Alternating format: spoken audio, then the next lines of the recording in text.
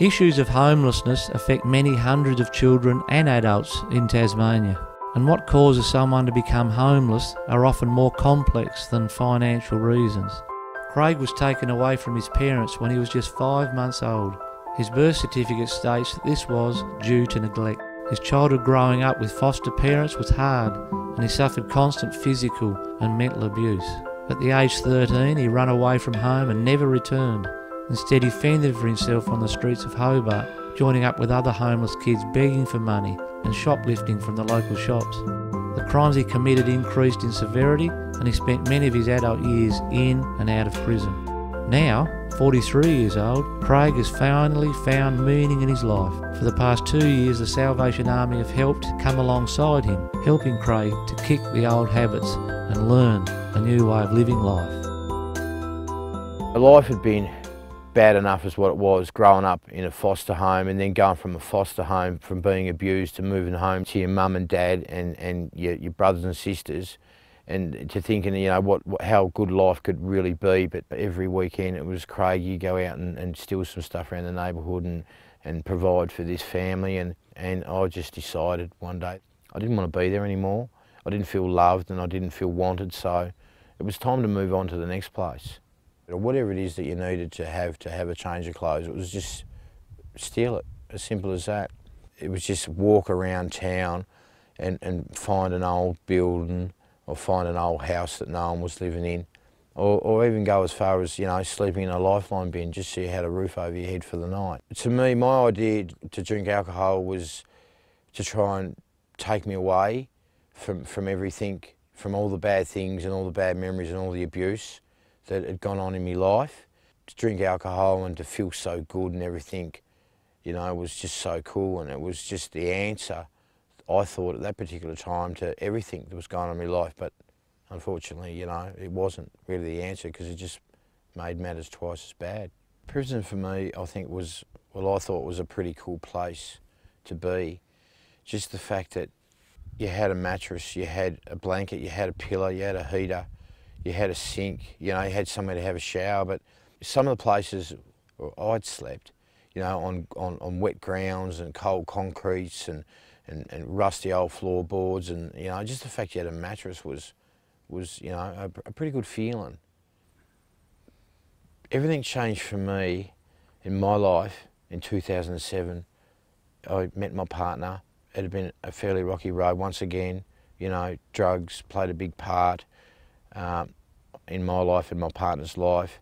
We were living from a boot of a car for at least 2 years. There was no stability, there was nothing good going on in our life. I was still in and out of prison. You know, my partner became pregnant, we had a daughter. My daughter became hospitalised.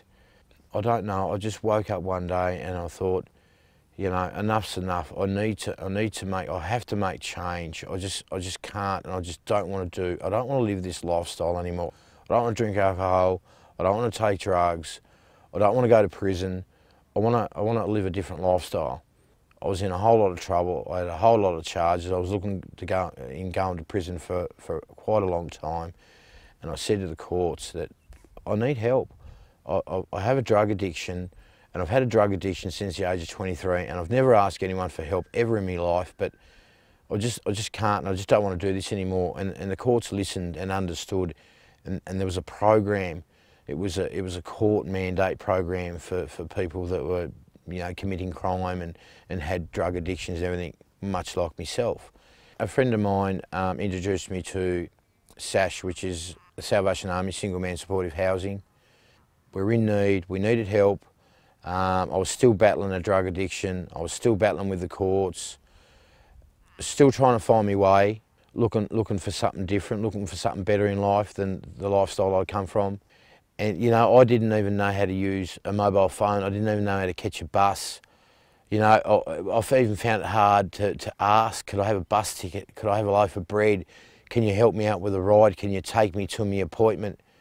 Every single time, it was almost like the Salvation Army would drop everything that they had going on around them to come out to whatever I needed. They would be there, working closely with the housing department, working closely with the Salvation Army, and actually have the Salvation Army come to appointments and meetings. 18 months we did this for. We got a phone call to say, hey, there's a property out of Claremont, if you guys want to go and have a look. And we only looked through the window and into the kitchen, and we've just said, yep, we want this house. This is the best thing ever. This is wicked. You know, it doesn't get much better than this. For me to actually go out and clean a property and come home with a cheque in my hand was the best thing ever. It was the best feeling ever. Just been able to provide for my family for the first time and not have to look over my shoulder because I know I've just broke into a house or a business and stolen something to put something on the table. I don't think you can get no better feeling than knowing you can actually go out and earn an honest dollar and come home and you know, with a nice cheque, and knowing that you've gone to work and it's just all straight down the line, and it's an honest dollar. It doesn't get any better than that. The Salvation Army have been there to support Craig when no one else would. They've helped him find shelter, integrate back into society, and even provided Christmas presents for his new family. And recently, his first job. Thank God for the Salvos. Whether it's during an emergency crisis, someone needing help during tough times, a person recovering from drug or alcohol abuse, or a family requiring sheltered accommodation. The Salvation Army responds with a solution to the need, listening, counselling, providing advice and giving practical help. Support the Salvation Army today and help us continue caring for people, transforming lives together.